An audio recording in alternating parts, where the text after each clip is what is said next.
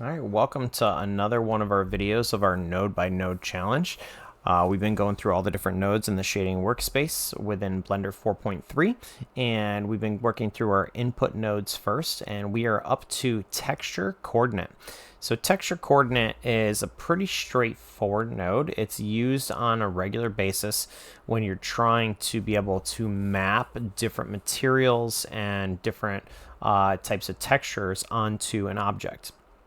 So I'll give you an example. So we have a torus over here that I threw a Voronoi texture on. Now, normally the Voronoi is just going to create this pattern. I used color. You can use the distance if you prefer, and it's just going to give you kind of like spotted, which is nice if you're trying to use it just as a pattern and you're not using it as a color. But in this case, we're going to use it as a color because it's easier to explain how it works. So basically, you're going to have this texture coordinate, and it's going to default as the generated. So if you don't plug anything in, it's going to default as generated. So there's nothing you have to do if you want to leave it like that. But if you want to change it to something different, you can select normals, which means it's going to be on all the normals of all the geometry on here is how the colors are going to be set up. Okay, they don't move as you move it. It's just based on the normals of each where the normal is facing. For each one of the pieces of geometry all around here.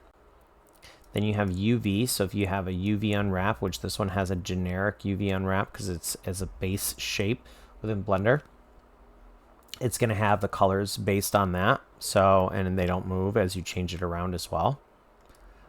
Object is going to break it apart into small little pieces. So what you'll see is this one's used on a regular basis, especially when you're doing the distance coordinates, because it creates this dot pattern that you can use with any combination of other materials and colors. So that one's used quite a bit for objects. Okay. Next you have camera. Now camera is going to be the same thing as object. The only difference is that as you move it, it's going to move with you. You'll see all the texture moving because it's based on where the camera is focused. So that's something that you'll notice is it's going to be similar. It's just going to change as you move the camera around. That can be useful, especially if you're doing a scene and you want it to always keep the same type of texture. You don't want it to have drastic changes. You can use camera mode for it and it'll keep that same texture as it turns. Then you have window. So window is interesting because it doesn't change a lot. It'll move. You'll see it actually keeps the same structure for the material, but it also changes as you zoom in and out. Closer you zoom in, the more detail, the more color. The farther you zoom out, the more single color or dual color it is. So that's camera or window. So that's an interesting one as well.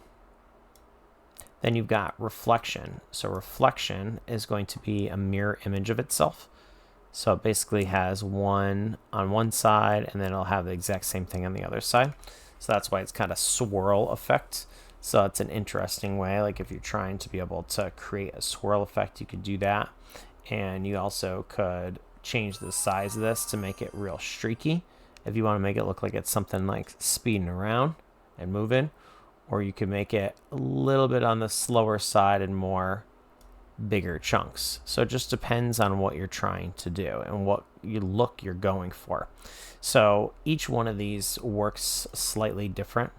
So you want to make sure that you take a look, go through each one of them, play around with them. When you're trying to build textures, try different combinations of things, because sometimes if you just plug in an object with no texture coordinate, this is what it's going to look like. And you're not going to, you would go through and you'd be like, oh, that doesn't look that great. But then when you start playing around with it, you might be like, oh, that's what I was looking for. And so it gives you an idea. So that's texture coordinate. Hopefully that makes sense to everybody. If you have questions, let me know. Otherwise, make sure you like, follow, and share this video, and stay tuned for the next one.